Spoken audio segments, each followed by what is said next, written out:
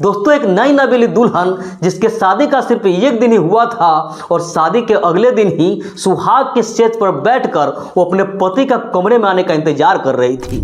जैसे ही रात के तकरीबन 9:30-10 बजे का वक्त होता है, उसका पति उस कमरे में आता है और आते ही वो बेड पर सो जाता है। उसकी पत्नी उससे पूछती है, क्या बात है, आज आप कुछ बोल नहीं रहे हैं? तो उसका पति कहता है कि पता नहीं क्यों मेरा सर बहुत ज़्यादा भारी भारी सा लग रहा है, मुझे कुछ ठीक नहीं लग रहा है। उसकी पत्नी उससे कहती है, कोई बात नहीं है, हो सकता है पूरी रात आप जगे हुए थे, इस वजह से थकान होगी, आप कुछ देर आराम कर लीजिए, कहो तो मैं आपकी पैर दबा देती हूँ। उसका पति कहता है, अरे कोई बात नहीं है, तुम भी तो जगी थी, तुम भी थकी हुई होगी, तो तुम भी कुछ देर आराम कर लो। उसकी पत्नी कहती है ठीक है, और इसके बाद जो भी गहना वगैरह पहनी हुई थी उस गहना वगैरह को उतारती है, अपना कपड़ा वगैरह चेंज करती है और सोने के लिए कमरे का दरवाजा बंद ही करने वाली थी कि उसी समय दूल्हे का कुछ दोस्त उस कमरे में आ जाता है। और इसके बाद दोस्तों उस दुल्हन के साथ जो होता है, उस नई नवेली दुल्हन के साथ ऐसी घटना घटती है जिसका शायद उसने कभी कल्पना ही नहीं की थी। वाकई में दोस्तों आज की जो घटना है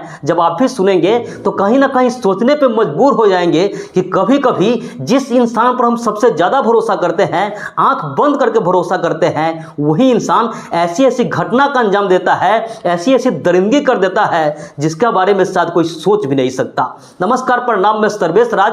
आज की इस घटना की कहानी शुरू करूं इससे पहले आपसे एक छोटी सी गुजारिश है, आप प्लीज वीडियो को लाइक कर दीजिए, साथ ही साथ चैनल को भी सब्सक्राइब कर लीजिए ताकि मेरा हौसला बढ़ता रहे। तो दोस्तों आज आपको जिस घटना की कहानी सुनाने जा रहा हूं, दरअसल ये घटना है उत्तर प्रदेश का एक जिला है मथुरा, और इसी जिला के एक छोटे से गांव में एक लड़का रहा करता था जिसका नाम दोस्तों रोहित था। जो रोहित था वो बड़ा ही सीधा साधा, बड़ा ही शरीफ लड़का था। उसके आसपास के कुछ लोग थे, वो लोग उसका सराहना करते, उसका तारीफ करते थकते नहीं थे कि रोहित है बहुत ही अच्छा लड़का है, अगर उससे कुछ भी काम के लिए कह दो, उससे कुछ भी मांग लो तो उसके लिए वो मना नहीं करता है। वो लड़का का हर लोग तारीफ करते थे, यहां तक कि उसका दोस्त वगैरह थे, वहां भी जहां उठता बैठता था हर लोग उसका तारीफ ही करते थे। वो जो लड़का था उसके परिवार में उसके अलावा उसके माता पिता और उसके 2 बहनें थी। उसकी जो दोनों बहन थी उसकी शादी हो चुकी थी। रोहित का जो परिवार था वो अच्छा खासा परिवार था, उसके घर में किसी चीज की कोई कमी नहीं थी, सब कुछ उसके परिवार में ठीक ठाक चल रहा था। लेकिन दोस्तों जो रोहित था अब जब बड़ा हो जाता है, उसकी उम्र तकरीबन 26 साल के आसपास हो जाती है, तो उसके घर वाले सोचते हैं कि अब रोहित बड़ा हो गया है तो क्यों नहीं इसकी भी अब शादी कर देनी चाहिए, ताकि घर में बहू आ जाएगी तो काम वगैरह भी संभाल लेगी, घर का जो भी काम होगा खाना वगैरह बना देगी, और घर में बहू रहेगी तो हम लोग का थोड़ा मन भी लग जाएगा। और यही सोच करके रोहित के जो घर वाले होते हैं, उसके माता पिता होते हैं, अपने आसपास के लोगों को, जान पहचान के लोगों को, अपने रिश्तेदारों को कहते हैं कि मुझे रोहित की शादी करनी है, अगर उसके लिए कोई अच्छी लड़की मिल जाए, कोई अच्छी लड़की हो तो जरूर बताइएगा। इसके बाद दोस्तों रोहित के लिए बहुत सारी लड़कियों का रिश्ता आता है, और उसी में से एक लड़की बहुत ही ज्यादा खूबसूरत होती है।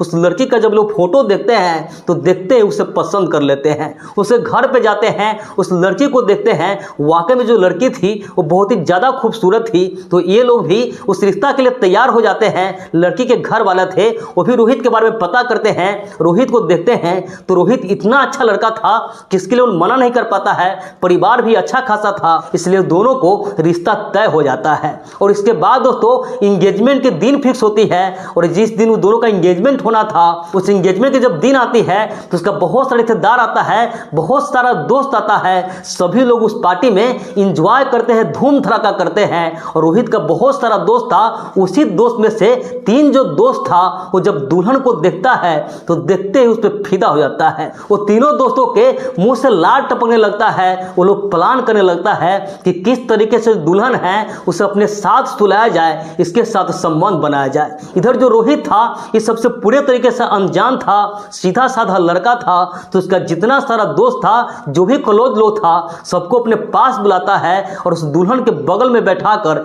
स्टेज पे सबके साथ फोटो खिंचवाता है। आखिरकार उस दिन तो इंगेजमेंट का रस्म था, इंगेजमेंट का कार्यक्रम था, वो समाप्त हो जाता है। उसका जितने सारे रिश्तेदार आया था, जितने सारे मेहमान आए थे, सभी लोग अपने अपने घर चले जाते हैं। और उधर दोस्तों जो रोहित का तीनों दोस्त था अब वो प्लान करने में लग जाता है। वो शादी का बड़े ही बेसब्री से इंतजार कर रहा होता है और आखिरकार दोस्तों 4 महीने का वक्त बीतता है और आखिर वो दिन भी आ जाता है जिस दिन रोहित की शादी होनी थी। रोहित के शादी के दिन ये तीनों दोस्त उसके घर पे आता है, वो बारात जाता है, वहाँ पे एंजॉय वगैरह करता है, वहाँ खूब मस्ती करता है। शादी पूरे रस्म रिवाज के साथ होता है और शादी के अगले दिन जब दुल्हन की विदा होती है, दुल्हन विदा होकर के अपने ससुराल पहुंचती है तो तीनों दोस्त जो होता है उस दूल्हे के साथ ही होता है। उस दूल्हे के हमेशा आगे पीछे कर रहा होता है, वह जो भी काम वगैरह था वो पर्सन कर दिया करता था। और इसके बाद दोस्तों वो तीनों दोस्त उस दूल्हे को कहता है कि तुम एक काम करो, आज तुम्हारी सुहाग रात होनी है तो आज तुम्हारा बेड हम लोग सजाएंगे। वो दूल्हा कहता है ठीक है। और इसके बाद जो तीनों होता है वो बेड सजाने के लिए जो भी डेकोरेशन के लिए सामान का जरूरत पड़ता है वो सारे सामान अपने ही पैसा से लाता है और उस कमरे को बड़ा ही प्यार से सजाने लगता है। वो इतना प्यार से सजाता है कि मानो जैसे कोई सेलिब्रिटी का कमरा हो। रोहित जब अपने कमरे को देखता है, उस कमरे को खूबसूरती को देखता है तो मन ही मन बहुत ज्यादा खुश हो जाता है। वो सोचता है कि मेरा दोस्त कितना अच्छा है, मुझसे कितना प्यार करता है, मुझे एक पैसा भी नहीं मांगा और बिना सोचे समझे अपने पैसा से ही कितना अच्छा बेड को सजाया है, कितना अच्छा एक कमरे को सजाया है। वो मन ही मन अपने दोस्त से बहुत ज्यादा खुश था, लेकिन उसे शायद पता ही नहीं था कि उसका जो तीनों दोस्त है उसके दिमाग में क्या चल रहा होता है। दोस्तों जब रात होती है, रात के तकरीबन 9 बजता है तो उसका तीनों दोस्त जो होता है उस लड़का को कहता है कि यार तुम्हारी यह सुहाग रात है, तुम बाहर क्यों घूम रहे हो, तुम मेहमान में लगे हुए हो, आज भी तुम ऐसा करोगे तो अपने कमरे में जाओ और शादी का जो एंजॉय करो। उधर जो लड़का होता है कहता है अरे कोई बात नहीं है, पत्नी तो अपने ही है, वो कौन सा भागी जा रही है, हमेशा मेरे ही घर पे रहेगी तो थोड़ा सा मेहमानों को भी देख लेते हैं। उसका तीनों दोस्त कहता है यार तुम कभी नहीं सुधरेगा। और इसके बाद दोस्तों कुछ देर का समय बीतता है और किसी तरीके से वो तीनों दोस्त मिल करके उसे नशा का गोली खिला देता है। रोहित जो होता है उसे कुछ भी पता नहीं चलता है और धीरे धीरे दोस्तों अब रोहित पर जो नशा का गोली होता है उसका असर होने लगता है। जैसे ही तकरीबन 15-20 मिनट का वक्त बीतता है, रोहित अपने दोस्त को कहता है कि पता नहीं क्यों मुझे थोड़ा सा अजीब लग रहा है। वो कहता है कि हाँ आज तो तुम्हारी सुहाग रात होने वाली है इसीलिए अजीब लग रहा है, तुम अपने कमरे में चले जाओ। इधर जो रोहित होता है वो अपने कमरे में चला जाता है और जाते ही वो बेड पर सो जाता है। उसकी पत्नी थी वो पहले से उसका इंतजार कर रही होती है, लेकिन जब वो बेड पर सो जाता है तो उसकी पत्नी उससे पूछती है कि क्या बात है, आज आप कुछ बोल नहीं रहे हैं। तो उसका जो पति होता है रोहित कहता है कि पता नहीं क्यों मेरा सर बहुत ज्यादा भारी भारी सा लग रहा है, मुझे कुछ ठीक नहीं लग रहा है। उसकी पत्नी उससे कहती है हो सकता है आप पूरी रात सोए नहीं थे, पूरी रात जगे हुए थे, इस वजह से थकान होगी, आप पे काम कीजिए, आप कुछ देर आराम कर लीजिए, कहो तो मैं आपकी पैर दबा देती हूँ। रोहित कहता है कोई बात नहीं है, तुम भी तो थकी थी, तुम भी पूरी रात सोई नहीं थी, तो तुम भी कुछ देर आराम कर लो। उसकी पत्नी कहती है ठीक है। और इसके बाद दोस्तों जो भी गहना वगैरह पहनी थी वो सारे गहना को उतारती है, कपड़ा वगैरह चेंज करती है और सोने के लिए वो कमरे का दरवाजा बंद ही करने वाली थी कि उसी समय उसका जो तीनों दोस्त था उस कमरे में जाता है। जिस समय रोहित कमरे में आया था उस समय उसका जो तीनों दोस्त था उस सेकेंड फ्लोर पर उस रोहित का कमरा था, वहां एक और कमरा था और एक स्टोर रूम था। उसी स्टोर रूम में ये तीनों छुप के बैठा हुआ था और जैसे ही मौका मिलता है उस कमरे में पहुंच जाता है और इसके बाद दोस्तों उस दुल्हन को जोर से मुंह दबा देता है, उसे कुछ बोलने नहीं देता है, उसे बेड पे पटक देता है, उसे धमकी देता है कि अगर तुम चीखने चिल्लाने का कोशिश की तो तुम्हारा अंजाम बहुत बुरा होगा, तुम्हें जान से मार दिया जाएगा। उधर जो उसका पति था यानी जो उसका दोस्त रोहित था वो इस हाल में नहीं था कि सारी चीजों को रोक सके। वो बोल भी रहा था कि यार तुम छोड़ दो, ऐसा मत करो, मैं कल तुम लोग को छोड़ूंगा नहीं, तुम लोग को जान से मार दूंगा। लेकिन दोस्तों रोहित में इतनी हिम्मत नहीं थी कि वो उठ सके और अपने पत्नी को बचा सके, जबकि गोली का उस पर इस तरीके से असर कर गया था कि उसकी हिम्मत नहीं थी कि वो खड़ा भी हो सके। वो सब कुछ अपने आंखों से देख रहा होता है और इधर दोस्तों तीनों था उस नए नबीले दुल्हन के साथ दरिंदगी करता है। लगभग 3-4 घंटों तक बारी बारी से उसके साथ बलात्कार जैसी घटना का अंजाम देता है। और इसके बाद दोस्तों जब उस तीनों को मन भर जाता है तो जो रोहित होता है उस रोहित पे एक धारदार हथियार से चाकू लेकर आया होता है, उसी चाकू से उस पे 2 जगह हमला करता है। और इसके बाद दोस्तों वो तीनों वहां से फरार हो जाता है और इधर जो दुल्हन होती है वो जोर जोर से चीखने लगती है, चिल्लाने लगती है।